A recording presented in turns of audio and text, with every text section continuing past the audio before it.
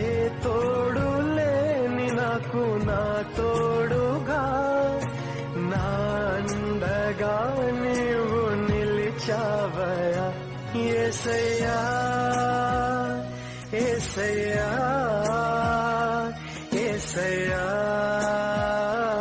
యేసయ్యా యేసయ్యా యేసయ్యా